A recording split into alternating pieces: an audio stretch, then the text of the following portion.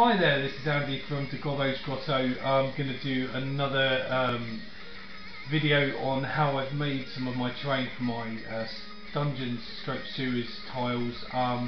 This time I'm going to show you how I made the walls. It's again using techniques that I've borrowed stroke stole from various different terrain builders such as Luke Fellows from Luke's Affordable Paint Service and Stephen Fletcher from Steve's Small World. So none of these techniques are mine. I've borrowed them and I've assembled them into my how I've done these walls. So I'm going to get the camera down and show you how I've progressed this particular part of the project. Right, so to start with, what I've done is I've cut some XPS blue foam into the length that I want to use as the walls. In this particular case, this is going to be a 5-inch section. I've done 6-inch sections, 3-inch sections, 2-inch sections, and some other various bits and pieces to try and fit the modular aspect to it. I've also cut out, using thick card, very thick card, a base for the wall to stand on. This is a 5-inch by 1-inch. So it will fit on the tile and cover one of the complete squares, so that it should fit seamlessly, he hopes, into the board. So what I've done is, this is a technique that I borrowed from Stephen Fletcher. I say borrowed, I stole completely shamelessly.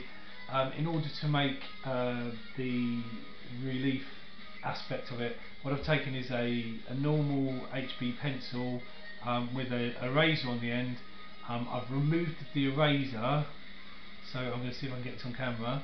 So the eraser is gone, and then I've squished the end of the eraser, the metal end, into a rough square shape.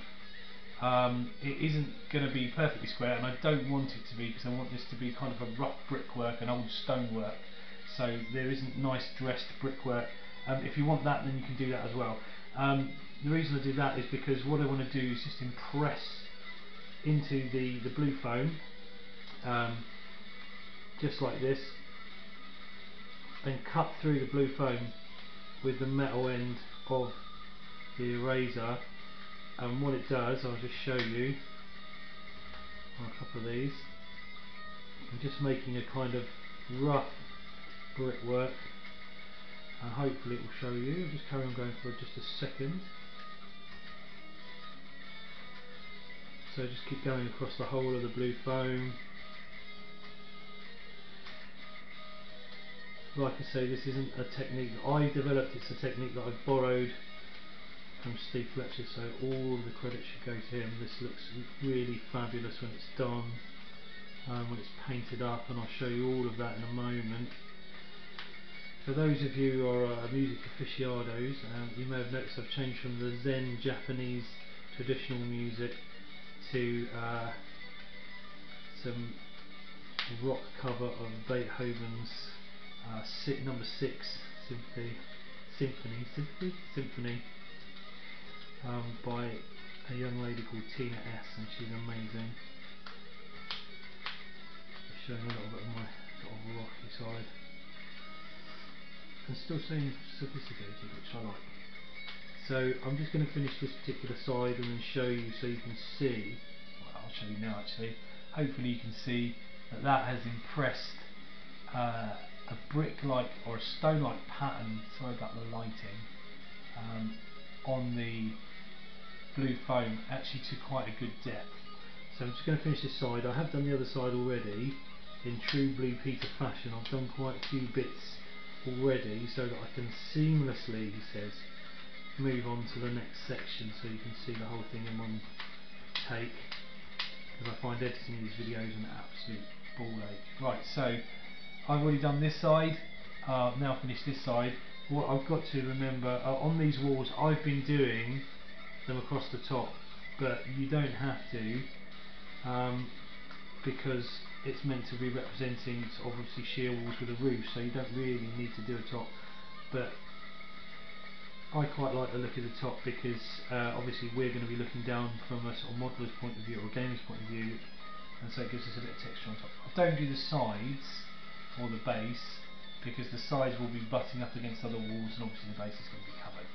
So that's the, again I apologise for the light, it's a bit bright in here today in the south of England. So that's the brick, showing you the technique with the HB pencil erase, or the eraserless pencil. Thank you to Steve for that, because it's allowed me to do this very quickly. The alternative is to obviously draw with a ballpoint pen. The problem with that is it's a bit slow, it damages everything, and you don't get that nice consistency. This is a very quick method, and I've managed to do quite a few walls with it in quite a short space of time. So once we've done that, we're just going to take the base, and what I used to, I'm just going to go and get it, this is the planning stage of it. One moment.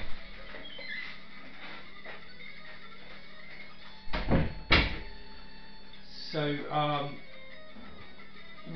what I've used to adhese it, or to push this onto the base to make it nice and strong, is a carpenter's or decorator's cork, which is not really an adhesive, it's kind of like a filler, but it has an adhesive property to it. And what I find is that I can put this on the base and it won't actually warp it. And the problem I've had with lots of the terrain that I've built before in the past is warping. So it's always something that's driving me crazy, and I end up buying expensive MDF. But I saw this on Luke's affordable paint service, Luke Fellows.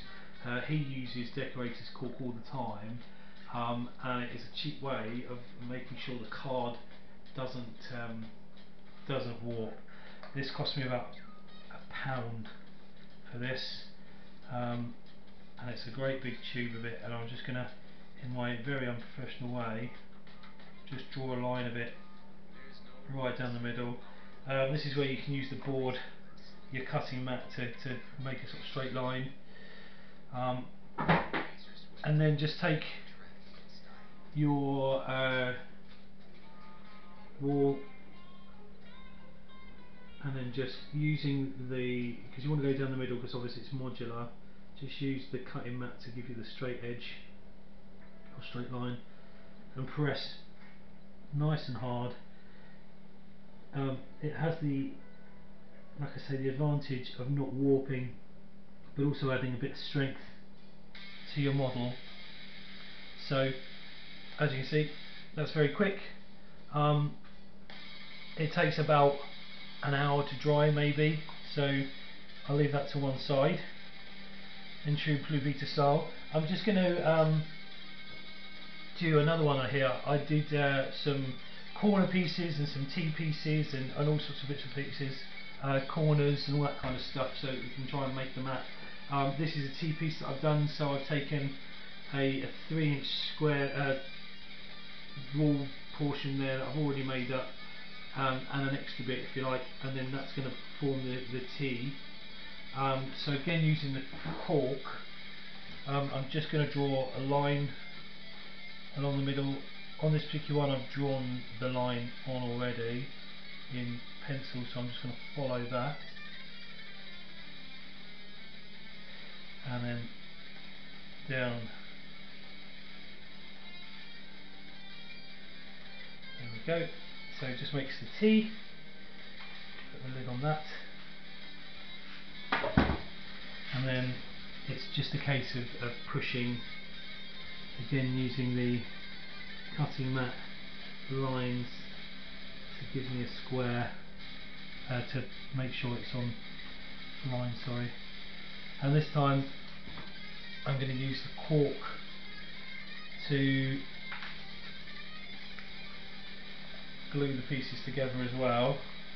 So I'm just going to use this and draw a line down that, because what it also does, as well as acting as an adhesive, it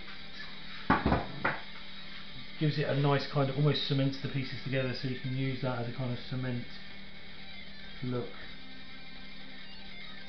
to the walls as well. Gives you a better join, so it doesn't look like they're two separate pieces just kind of floating near each other. It looks like they've actually been mortared together by your dungeon engineers.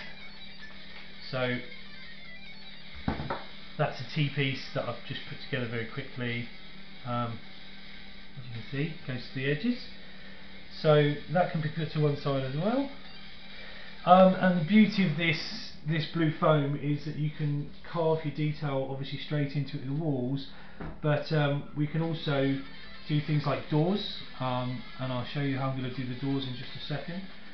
We can also make a kind of ruined section, so I don't want too many ruined sections in my dungeon, but sometimes we have these clever little NPCs who run around and blow holes in our walls, and as GMs or DMs give us headaches because they want to make a shortcut into the rooms that you've cleverly blocked off.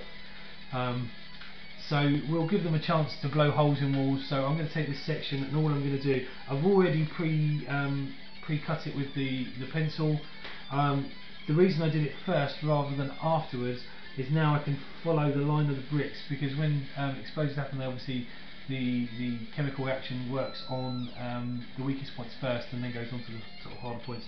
So the mortar will come out in sort of whole pieces, if you like. Obviously that's not always the case. At the point of impact there's generally a big mess, but what I wanted to do was just sort of follow the bricks a little bit, so it looks like the mortar's just kind of been blown away, especially with primitive gunpowder, which wasn't as destructive as people think it was. So I'm just going to cut it out, but I'm going to follow the line of the mortar. You don't have to be neat in this because you can cut bricks in half, that's not a problem, but like I say, I just like to cut through, and it also gives you some jagged pieces as well, so it doesn't really matter what you're doing here. It's personal choice, isn't it? And then you can just give it a bit of a rip as well, because those jagged edges are absolutely fine. You don't want smooth edges like some artisan has cut his way through. You want to make it look like he's blown his way through. Also you want to keep that piece there, because that's going to make up your brickwork for the bottom there, and that will just then glue onto this piece. So what I'm going to do is I'm just going to make that now. And you can just, again, like I say, just cut jagged bits in so that it can sit on the edge, or you can just destroy it a little bit. So I'm going to have a few little bricks. I'm not going to have too many lying around because the models do actually need to see through into the room opposite. So I'm just going to cut those into little stone-like pieces. And I'm going to use the same cork just to glue it all down. So those are my pieces that I've decided I'm going to do. With this one, again I'm just going to put the line through the middle.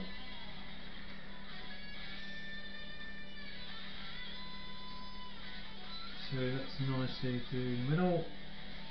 A little bit extra in the middle there as well, so just leave that there so we know what we're doing. And we can just put a little bit extra there for the bricks.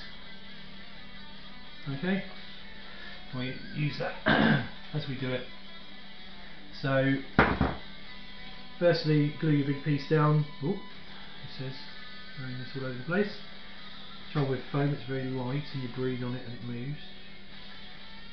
So just using the same techniques, make sure you go to the edges of the base, unlike what I've just done, and then you can use the jagged pieces, kind of make whatever you want really. So I'm going to just add a little bit there, you still get through, and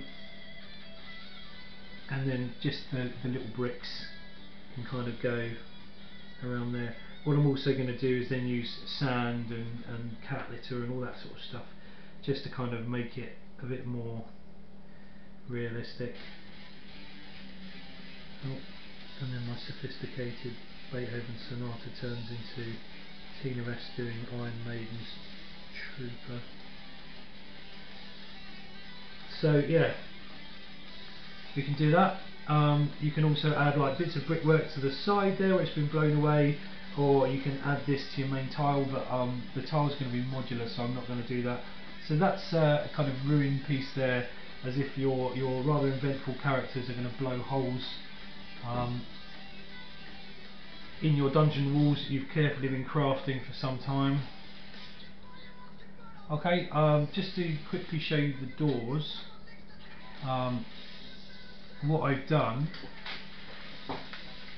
is, like I say, in true Blue Peter style, I've done some already. But what I do with these doors is just take a piece of cereal card from a cereal box, so it's nice and thin, because that's just going to be your template, if you like. I've cut a door shape that I want to do there.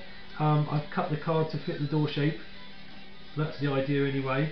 What I want to do is I want to make it a usable door, so I want to be able to kind of move it around on an axis. So I'm going to take a matchstick, which I bought about in 1990 something or other, and I've still got thousands of them left, even though I build them all the time.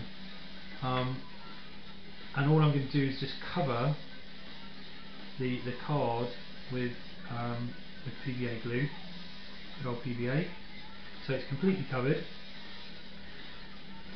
And then I'm going to take the matchstick, and that's going to be the sort of anchoring piece, but it's also going to be like the door hinge frame, if you like. Let's just do it on this side. Okay, I'm going to leave one end longer than the other over the card, because the top end, this top end here, is going to go into the blue foam, and the bottom end is just going to go into the card base, so it doesn't need to be very deep into the bottom of the base, it just needs to be sort of high on the top, but it does need to be pinned into the base. And then I take my ubiquitous coffee stirrers, and I could lay them down as they are, using the whip, but that gives it a quite thick plank, so I like to very carefully, and I don't recommend this for everybody, but I used to be a butcher, so I've cut my fingertips off so many times I almost don't feel it anymore. And I split the coffee stirrer in a rough half, and it is rough. I don't want it to be nice. I want this to be a kind of medieval type thing as well. I mean, don't forget sewers in modern days were built in the Victorian age, so they can be nice and rough planked.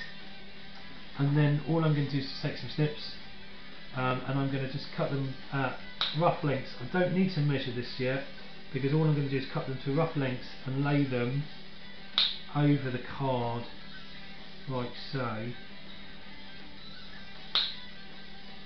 So you're probably thinking, well, that doesn't fit, but hopefully you'll see what I'm doing. Because it gets a bit fiddly, and I can't be bothered to pre-measure absolutely everything. That's why I'm a terrible DIY person. I don't pre-measure. My wife goes crazy when I'm putting shelves up, which inevitably are wonky.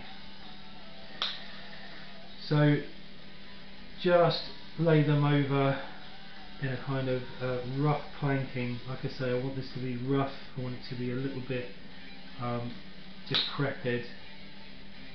Like I say, even modern sewers these days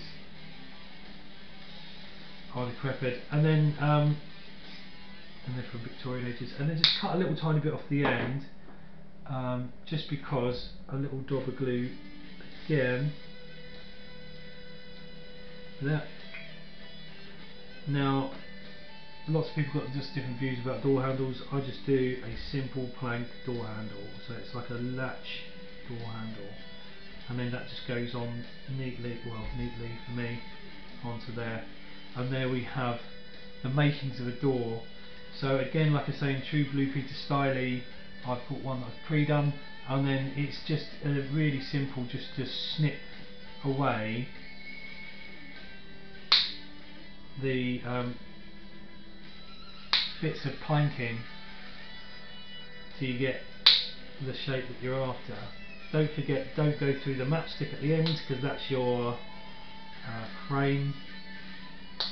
So just make sure you clip up to the edge of the matchstick, and again at the top.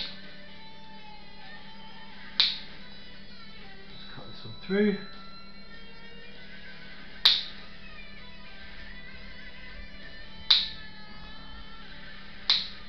There you go. So that's nice and neat. Neaten that up, and so it's going to fit your door frame. Okay, and then you can do the same to the other side. So this one, like you see, I did to the other side. So we've got 2 parts to it, and then it just fits into your frame like so. What I do is before I pop the matchstick in, because it's a blunt end, it's not going to go through the foam very well, so I kind of pre-dig the hole just with my snips, and then that should just fit in. Hopefully you can see this nice and neatly in there, and then it will hang there like so. Okay, and then let's just put these to one side. Then with the base, and I haven't managed to do this right yet, so just roughly where the matchstick is going to go, just kind of mark a little hole. To go back there. That's where roughly that's going to go, the one at the bottom, and then I just give it a little bit of a hole. Doesn't matter if you're out, because you can use the cork or the foam to cover the hole. Once you've got your hole, that's where your matchstick's going to dig into, and I've actually done it right for the very first time, so that's good on camera. And then it just needs to be flattened out the other side. Just clip it away. So again, with your cork, with your decorator's cork,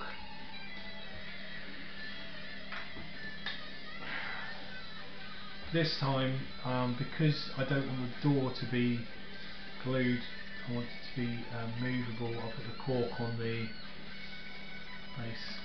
The only reason I don't do it on all of them is it's just a little bit more awkward to do the corking one-handed. I'm pretty sure there's an easier way of doing that. Let me know if you do. And then just again, just finding the hole in the right place, as it were. Make sure that that's in line. Big press into it so that it's nice and neat. Oh, got a little bit of a bow there, but I'm not particularly worried. My cork is very quick acting, so in the fact that it holds it in place and doesn't let it go. It doesn't fully dry for about an hour, but so there we go. So that's the door. The door will open. I'm not going to test it just yet. Just believe me, it will open once the cork is dry. I don't want to mess the cork up. And that door will open, and then you've got a usable portal there for your characters. So that little piece there. Okay, I'm going to just move on to the rest of it. Then what we do is to go back to the walls. Once it's dry, we can then add filler to it. So I'm going to add filler to this just to make the base a bit neater and tidier, and then I'll show you how we do that. Right, so what we're going to do now is we're going to just use filler to create a base, if you like. So it's just cheap pound-land filler, just the pre-mixed stuff, which I always find the most useful. I add water to the tub itself, because I like to apply my filler with a brush rather than having to scrape it and then try and contour it and everything else. So I do add water to mine to try and get it so then you can just sort of flow it on with a brush rather than mess around. This is a little bit too watery, but it certainly does the trick. And then you can always leave it to dry if you want to kind of contour it afterwards, but I prefer this. I think it's a bit slightly quicker, slightly more easier to use and easier to manage. and then it is just a light covering just on the edge of the base. And don't be shy with it, because if it goes on a bit of the wall, then that doesn't matter. You can either sort of chip it off, sand it off, or you can just leave it and just have it as part of a broken bit of wall, whatever. So I just liberally push it on. My only concern is if you water it too much, then the cardboard will start to absorb some of the water and start to warp. So it's kind of a bit of a fine balance between being too wet and affecting the base, which I've been striving to keep as straight as we can, and being able to model with it. So I just cover that, like I say, with filler. I'll just put that to one side. And as I've been saying all the way through, in true Blue Peter style, I have one I've prepared. So what I've done is, you can see there, I let it dry a little bit so it gets a little bit more solid, and then all I've done is I've used like a pair of tweezers just and carved just some grooves to represent the flagstones that we've got on our tiles, so that it will blend even further in with the tiles and make it a little bit more seamless, so it looks a little bit like flagstones underneath. Okay, so that's what we've got to there, to that point. Obviously this is one I've done before, and that really is your wall. You can add some sand to the base if you want to. I've done it on a couple of bits just to give it some texture, but it doesn't really add too much. It's probably better on the corners or the junctions, so it looks like dust and debris is kind of gathered into the corners. But on these straight pieces, I don't think it really adds too much to the model, so I haven't bothered with the straight pieces generally.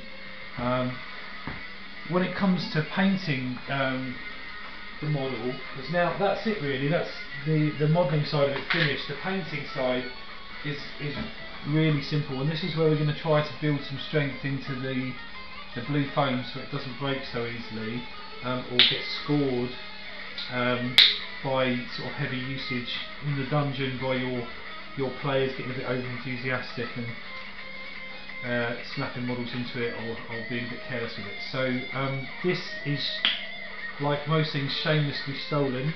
I've stolen this technique from Luke's Affordable Paint Service, and I'm going to use an acrylic paint. It's from Poundland.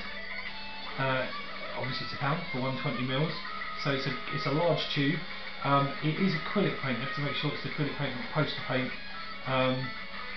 And I'm going to just pour it into my palette without adding any water, which is very contradictory to what we normally do in the paint or in the modelling sector, because we like to have thin paint so that we don't obscure any detail. But with this paint, we're just going to go straight on, really thick. Again, like I say, it's kind of against all modelling instincts to just place it on thick, but this stuff is actually really good and doesn't obscure the detail if you just give it a good rub in. And I'm using a very old brush and lots of paint. And the reason we don't want to water it down is because we want that acrylic part to kind of create a plasticky texture. And it can be achieved in other ways. My blogging buddy Dave Stone suggested 50-50 PVA and water, which would do the job as well, absolutely, without doubt. And I took that on board when he suggested it on our blog. But it does add another stage, because you've still got to paint anyway. And this does the trick just as well. So I tested it out on some other pieces, and it's just as good as the PVA and water mix, but obviously it's skipping a layer, if you like, so it's skipping the bit in the middle and going straight on. So obviously I chose a black because I want that to be my undercoat, and I'm laying it on thick and making sure that it goes into all of those cracks in the mortar, so that it just is one coat really. But I don't want any of the blue foam showing at all, because I want this to be very, very sturdy, very, very playable. Obviously covering the ends as well, and I will cover the base too. So I'm just going to use up this paint before going on to the next bit. So I'm going to cover the entire model with this paint, just getting it in there. That's why I'm using an old brush, because I'm not being very careful, I'm not being very gentle with it at all. I'm just giving it a good old going over with the paint, so I can get into all of the cracks. Okay, and just carry on with that until it's completely covered.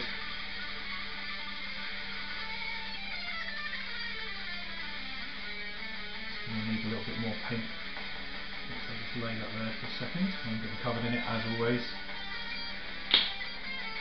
As I said before, I'm not much of a, I just kind of made up all this terrain stuff really.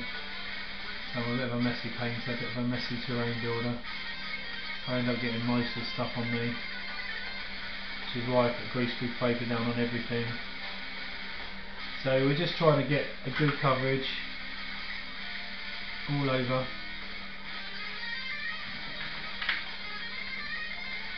And like I say, it's nice and thick because we're trying to give that strength, that acrylic plastic strength to it that we can get from PVA. And if you've done the eraser trick to get your brickwork effect, it should be deep enough that you don't lose any of the detail at all, which is good. And then cover the base as well, although that's not as important because the filler is quite tough. Just going to move those over and finish off the base. There's my little painting stick, so I'll just get that, hold it in there. I don't know why I'm bothering today because I've got loads of paint all over me already. And just give that a good finish off, and that's that painted. So we'll leave that to dry, and because it is acrylic it does dry quite quickly, but I find because I'm trying to be cautious with this build and only do it once, rather than having to redo lots of layers, I give it 24 hours just to completely dry, and because I use it a thick layer as well, then it's really more important.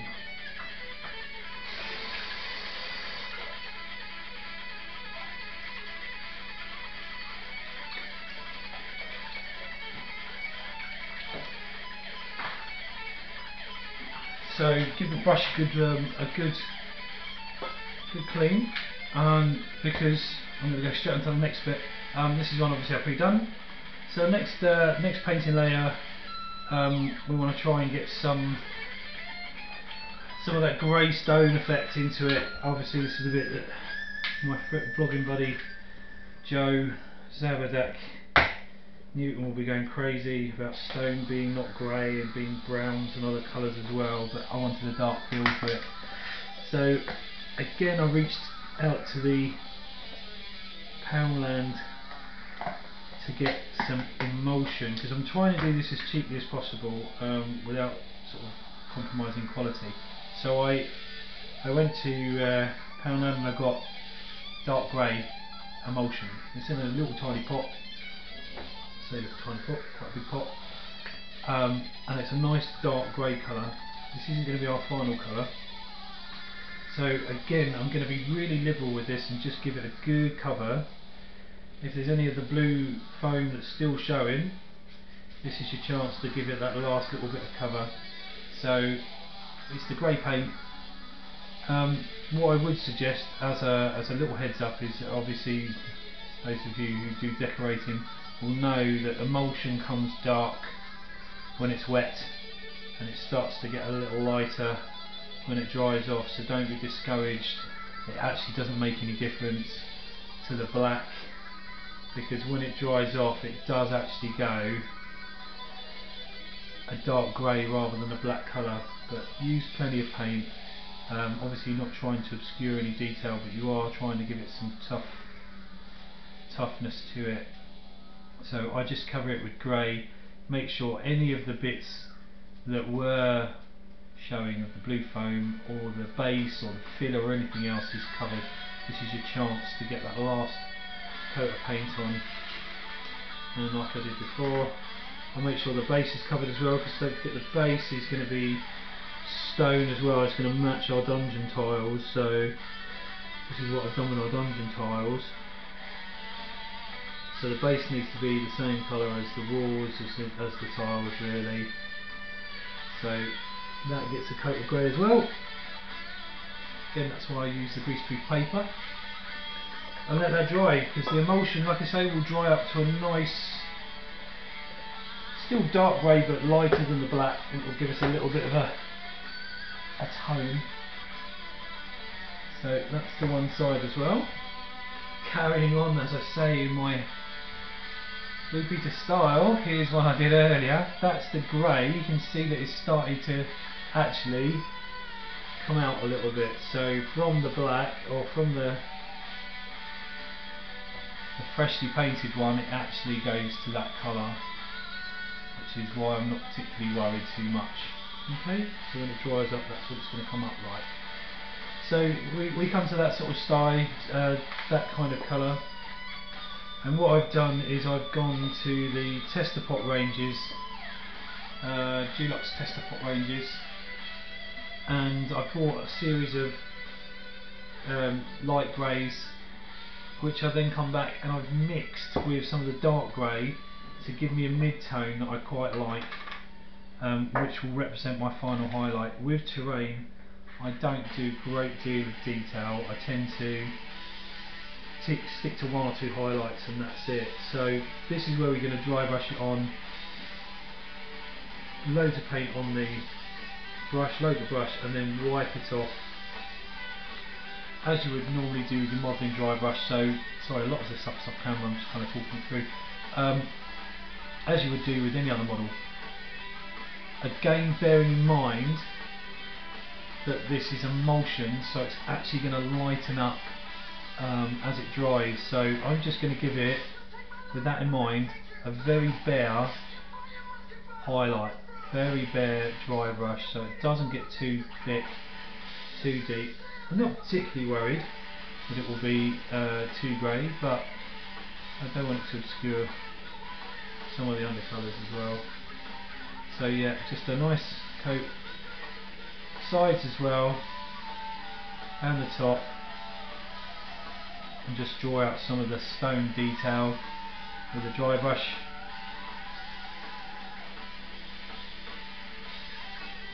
Again, as I keep reiterating, don't be too dismayed about the emulsion not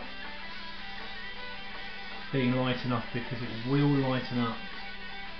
A bit of a leap of faith. So you kind of get a nice little, start to get that illusion of depth with the highlights. And again, the stone floor is treated exactly the same way as the walls, so it gets a highlight too.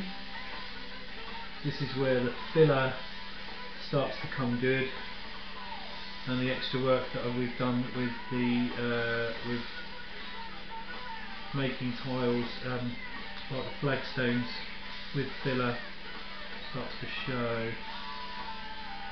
So it starts a little bit like that, and that's the highlight.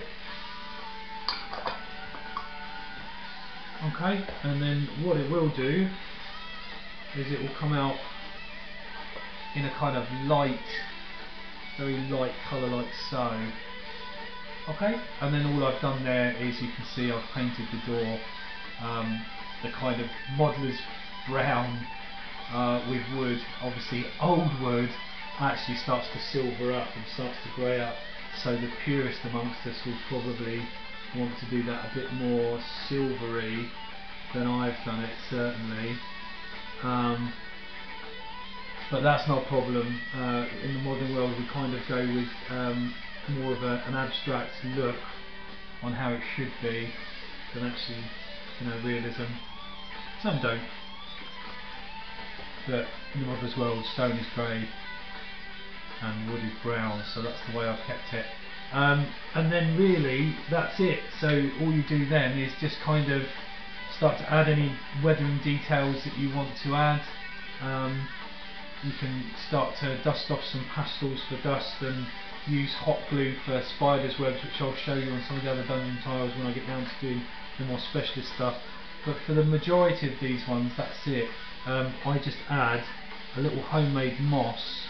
You can see a little pot that I've done there, and all that is really is some flock, PVA glue and water, and maybe a bit of Nylon green or something like that, and be quite generous with it. Just push it onto the model in the cracks. It's up to you what you want to do. Some people follow the cracks, or some people would say follow the cracks. I don't mind going over some of the stone as well. Just sort of make sure it comes from somewhere and goes to somewhere, so whether it's from the floor or the ceiling or the sides of the walls, and then just, like I say, it's just PVA glue, 50-50 with water, and then flock dumped in it, and then a bit of Nylon green if you haven't got, if your flock's too bright, and you can just dull it down. As you can see, you can kind of do that to taste, whether you leave the walls bare or not, or whether everything's got a load of moss or hardly any. That's entirely up to you. So I'm just going to do a little bit more. I'd started this one before, so I'll show you finished, and then or you can come up from the top. The good thing about this is if there's any bits that you've missed and there's still some blue foam showing, the moss will cover that as well, and the PVA glue will stick it on there. It looks a little bit light as it goes on. This is kind of the reverse of the emulsion, so it looks a bit light on the way on, but let me just put that away. When it dries, what it actually dries off is as kind of a darker green, depending on the flock colour you have, and as you can see, it kind of, that's the base there, it kind of looks a little bit like lichen or moss. And you can do any of the colours, any colours you want really. If you want your cavern to glow with a luminescence, you can use luminescent paint. I've just gone with a traditional green, so it just looks like the walls are a little bit more damp, a little bit more ancient, I guess. So that's my walls. I'll show you on the tile in a moment, and that's it. So this is the kind of finished tile and the wall sections. I'm going to obviously show you how I paint the sewer side of it, the sewer tile side of it. This is just a plain one. It's the one with the Cthulhu design in the middle. So I'll just walk you through it. As you know, those are the walls and the door section. You can see other doors coming off there, but this is only one tile that I've done. I've populated it with a couple of scenery pieces from Dave Stone's War Games Terrain Workshop.